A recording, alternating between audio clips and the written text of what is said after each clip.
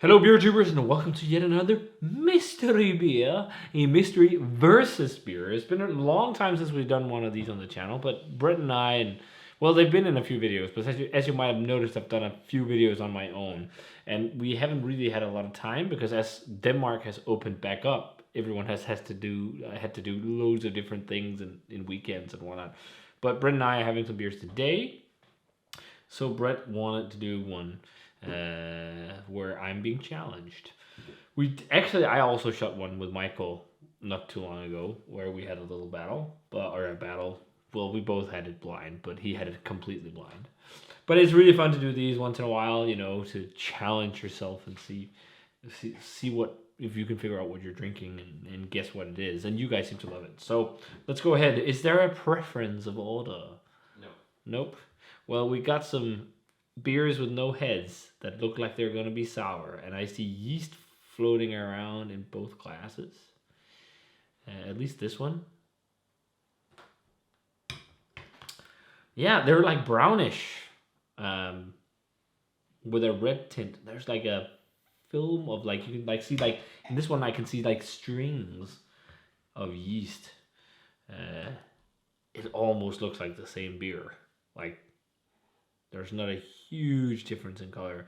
But the big thing I notice is that the left one here seems to have more CO2 than the other one. And there's even like almost like a small, like there's some, it almost looks like this one is slightly slimy. There's like this layer just below the head. Interesting. Well, let's start out with the slimy one. One that just looks slightly slimy. I can smell fruitiness from here, but let's see what it is. Dig our nose into it and see what I smell. Okay, it smells lambic-like. That's for sure. It's some kind of red berry. I can't picture 100% if it's like... I'm getting strawberry vibes, but I don't think it's strawberry. It's probably like raspberry. Yeah, lots of raspberry on this one. A little bit of a funkiness to it. Like a really woody funk. I'm almost getting a hint of honey on this one too. That smells pretty decent. Let's try it. Cheers. Whoa, that's sour. Whoo! Wow. It's almost like it's like raspberry cherry red berry yogurt, but it's like really sour. The right one. Wow. Okay, there my palate is acclimated a bit much, and maybe a bit more to it. And it might be because I just had a barrel aged beer before this, but it seems like too sour for my taste. Let's jump over to the left one. I kind of have a feeling I think what it might... I know what it could be at least, but let's check out this one, the left one. So, ooh, much more funky, much more woody and oaky and dry smelling. It has the same kind of red fruit aroma profile. It's like, yeah. It's like, to me, it's like either, it's raspberry-like, it's my initial thought, but then also like forest berry vibes to it. It just smells a bit more cohesive and pleasant, but this has more freshness and vibrancy to it. And I just had a sip of water, so let's try this one.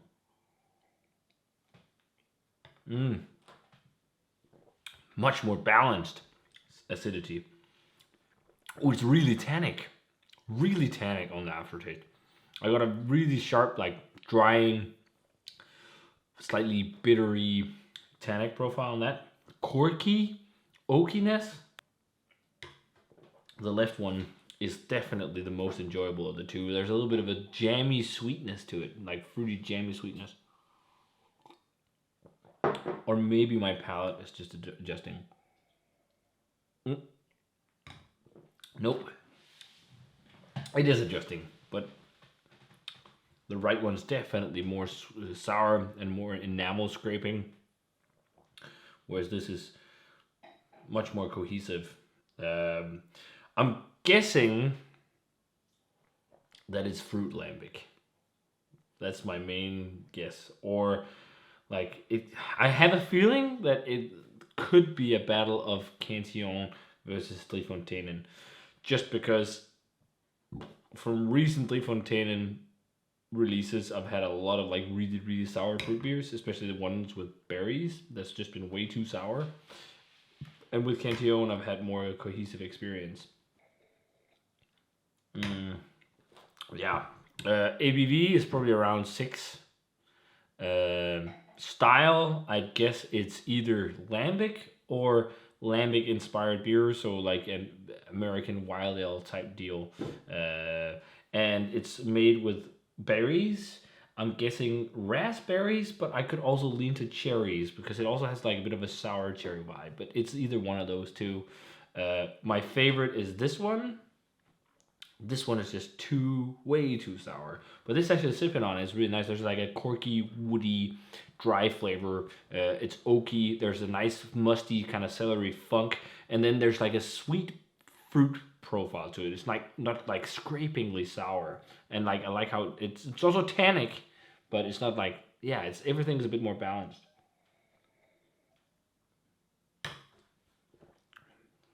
Yeah, that's really tasty. The more I sip on this, the more I like it. Let's try and jump back to this. Woo! It's like, it's so sour. I still think it, I don't know. Actually, that one, might be a situation where I can't finish the glass, to be honest. Like, I'm in the last year, like, really sour beers just turn me off. Like, I want balance. Like, that is going to give you almost like indigestion to drink in the long run. That being said, it's not bad. It's got some nice flavors, but I can't give that like higher than an 88. Something like 87, 375. This on the other hand is like a 92 or something like that. I think that's pretty good. 93 maybe. But yeah, I'm going to close my eyes. Brett is going to join me. We're going to find out what I'm drinking. So I'm guessing it's it's what I said, fruited kind of lambic or wild ale. But I'm gonna move to the side and let Brett join. So I think we are almost ready. You guys can see what we have on the table. And I guess Peter can open his eyes now. Should I guess any last things? Yeah, if you want. And I'm guessing it could be a Cantillon versus Streefonteinen situation. I'm guessing this is Streefonteinen and this is Cantillon, and it's either Kriek or slash Oud Kriek or Rosé de Gambrinus, at least right now. You're close, but you're not right. Okay. You can open your eyes. Oh, it's just 2 different vintages of Rosé de Gambrinus. Yes. Damn. So it's a 14 versus 15. So this is the 15. Yeah. And this is the 14. What the hell? Yeah. Well, I guess at least it's Rosé de Gambrinus. I'm very impressed. Yeah. I guess it was Rosé de Gambrinus. Yeah. Wow, that is so sour. I give this 93 and I give that an 88. Yeah. These are some of the highest rated vintages of Rosé de Gambrinus. Okay. And I actually picked them up because people were still giving them very high grades. But I agree that this one is too sour. It's really sour. Yeah. It's like I feel it going down my throat. Like, it just scrapes. It's impressive how well balanced the 14 is. But that's also showing that at one point the curve might break. Yeah, exactly. So often with fruit lambic, I always prefer to drink it fresh. Mm-hmm. Just because you get a lot more jammy fruit. I'd say the funk is fairly equal on both. But but this has quite a bit of like this damp cellar-esque. It also has like a really drying. Yeah, it's very tannic and. This also was quite tannic, but this is. But this is mildly sour, I would say. Yeah, it's much more balanced. Yeah. But nutty. It just shows like you should probably drink fruited lambics really fresh. But when they're aged enough. Yeah. if you can say it like that. But Yeah. that might the reason why I also maybe had a hard time picking out specific raspberry or cherry is because they're oxidized. Because Yeah, of age. And then you get a bit more of that, Red slightly forest. cherry, and also slightly almost like cherry-esque spicy character. And yeah, actually, I really like the 14 because it has a bit of, like a spicy character. It's a bit nutty, and it has a very nice funk. But the raspberry is still there, but it's not that sour. I'm getting acetone on this even, like paint thinner. Yeah, it's. Oh, it's so sour. Maybe it's Maybe like on a bad kind of curve. curve right now where it needs to sit. But Ooh, yeah. I spilled a bit of water there. It looked crazy. But like, it is that's also why raspberry lambic is usually not the best for aging. Yeah, and also just the ones that I prefer a little bit less. Yeah, because I feel like so they. sour compared to Yeah, others. but it's a bit more. It's a bit unpredictable with raspberries, and that's why I thought this would be a fun experiment to see what happens with this much age. This one is from Himmeril, isn't it? Both of them are. How did you get to take them away? They are from the web shop. Oh, So they also actually had a 13 bottle. So they're selling Himmeril bottles now on the web shop. Yeah. So they've been kept properly, no problems with the cork at all. Like it just went out easily with both of them. So they've been kept just as they should. But, this winch is really good. Yeah. It has a slight medicinal vibe too. Just very light. Yeah. Like a medicinal funk, but it's not a lot. This is just so sour. Yeah. But I feel like 88 might even be too high. Like, especially to be because it 100% builds honest, a bit. to be honest, I don't want to finish it. But you can also tell, it's much more flat. Yeah. Like this one, it's just burns. you can see like this almost. one actually creates a bit of head and yeah. especially with mine. I'd still say this is around that 93 mark. I think it's really good. It's not a world class lambic, but it's really really good lambic. But I just in general when it's with fruit, I enjoy it fresher. Yeah. I think an exception could be Mamouche. Yeah, maybe. Just because it's or maybe some of the I don't know about maybe grape lambics or something. Could age really grape well, but lambics for sure. I'm not sure. It's just, and I think maybe also just because it's like something like Saint Laminus could age really well. well. Yeah. Aged bottles of Saint Laminus is crazy good, but I think it's also something to do with the fact that it's raspberries. Yeah. Sorry, grapes. Oh, this. Yeah. Sure. Yeah, but. What would you score them? I would probably agree. This is maybe like 93, maybe a small 94. Yeah.